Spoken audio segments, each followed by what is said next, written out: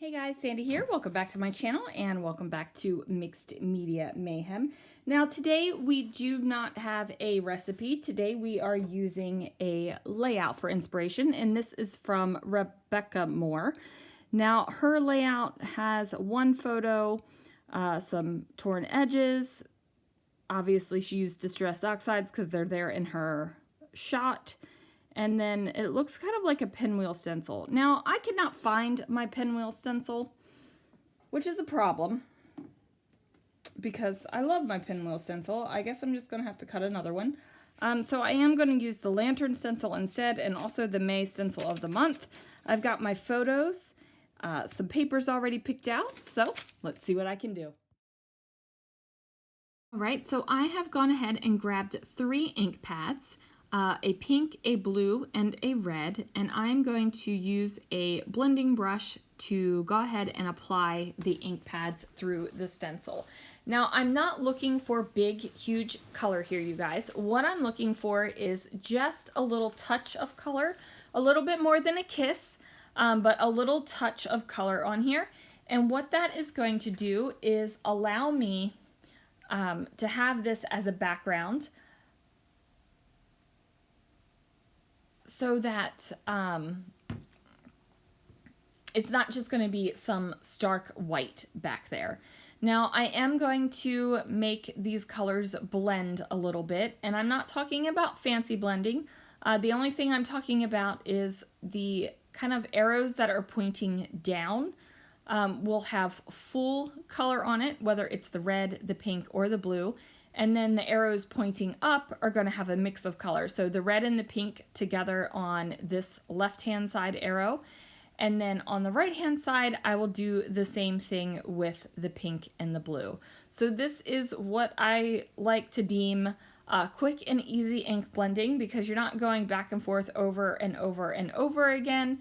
You're just kind of getting the color down on the page, making a little bit of a statement with that color, and then moving on. And mixed media can be as easy as that, you guys. I think sometimes we look at mixed media and we're like, oh, do I really want to commit to that level?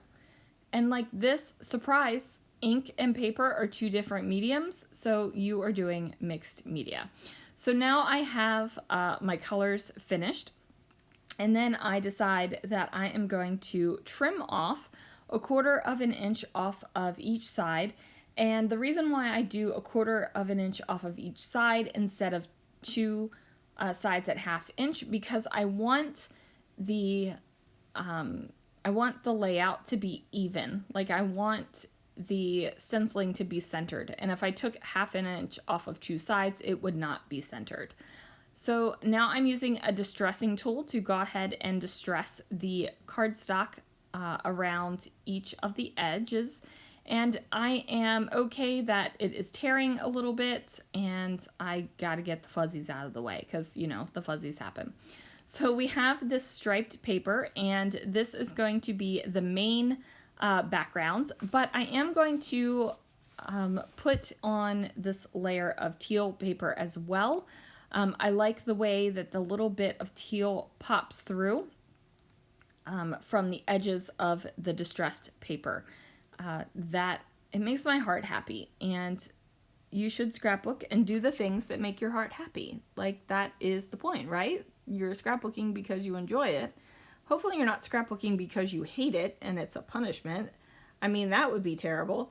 Like, can you imagine? Ugh. I can't believe you did that. Your punishment is to go in there and scrapbook. Like, I mean, you know, who knows? Now, I still couldn't find my pinwheel stencil. This is the second time I've had to recut my own pinwheel stencil, and I just don't know where they're going to. It's like the pinwheel stencil fairy is coming and taking it. So I take the lantern stencil, and I'm just going to do some ink through the kind of center portions of the stencil here. And then I decide that that's a little bit too stark, so I go ahead and just take that teal color and just run some ink through the entire stencil. And I still have not replaced my teal blender brush here that is falling apart.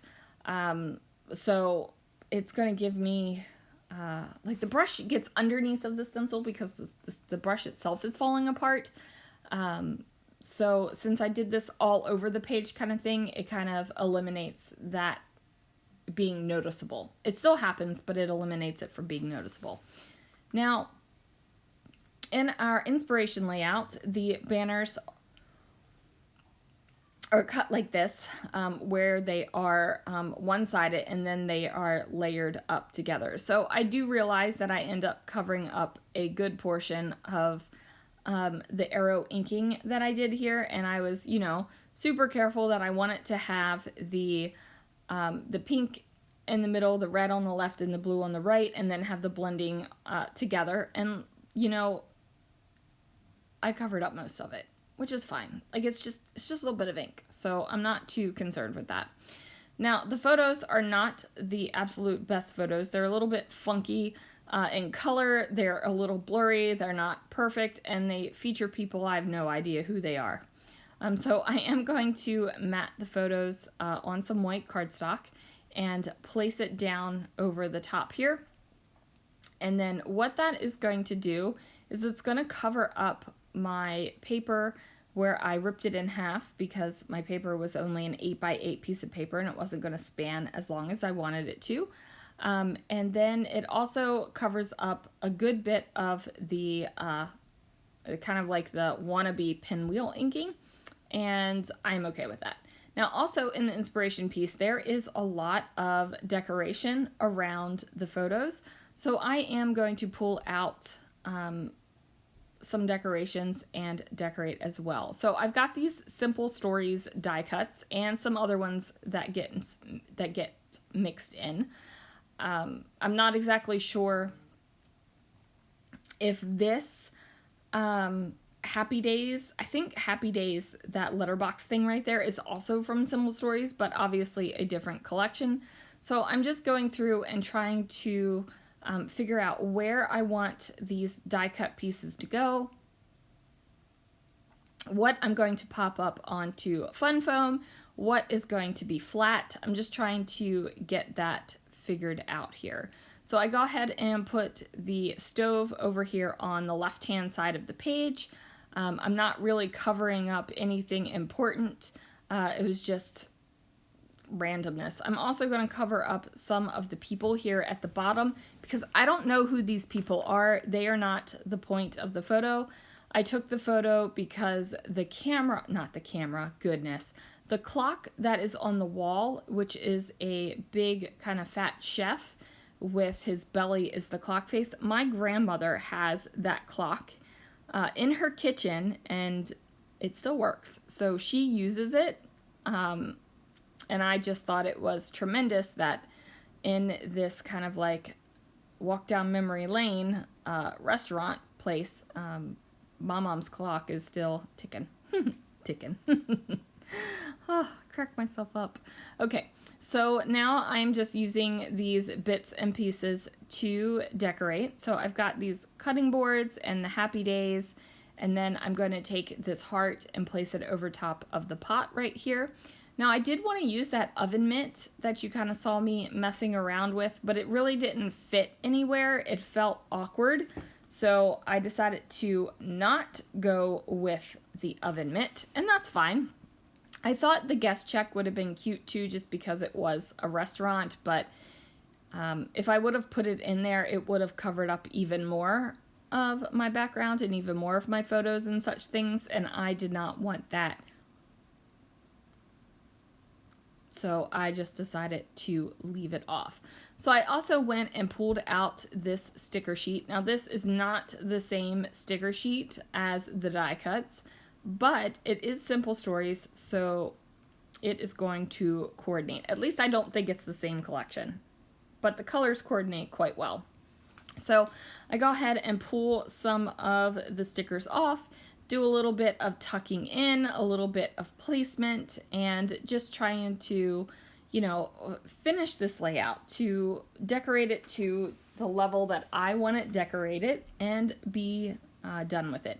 Not be done with it in a bad way, but just, being able to finish that layout and move on.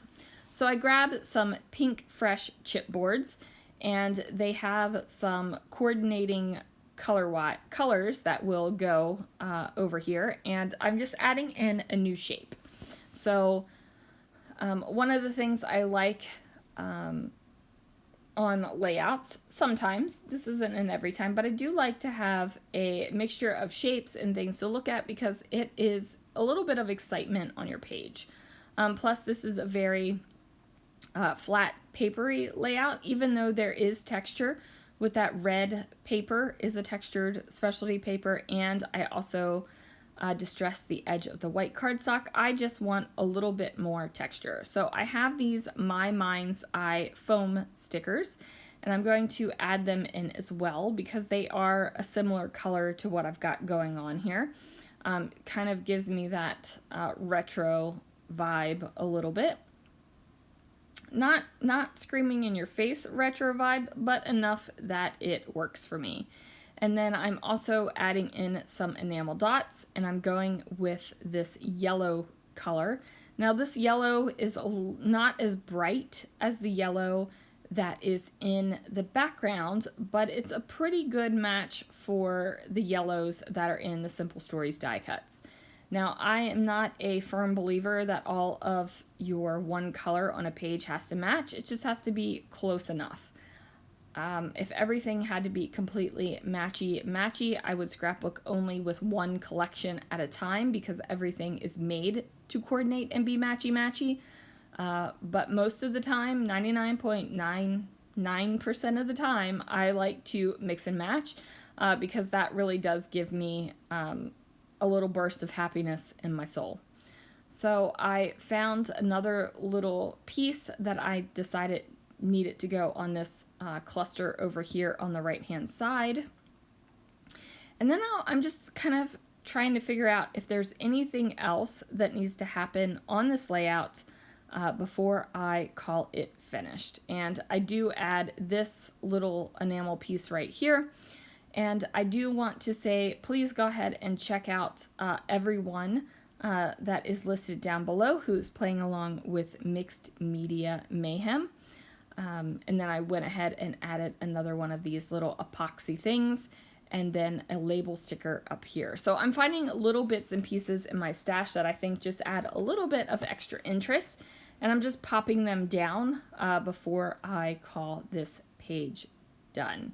Now, the title is definitely going to be Happy Days, and then I'm going to finish it off with a good little amount of gold chroma mist from Brutus Monroe. Love that stuff to pieces. And then that is going to do it for this layout, you guys. Thank you so much for watching. Thanks for joining me for Mixed Media Mayhem. Remember to check out everyone down below, and I will see you guys again real soon for another video.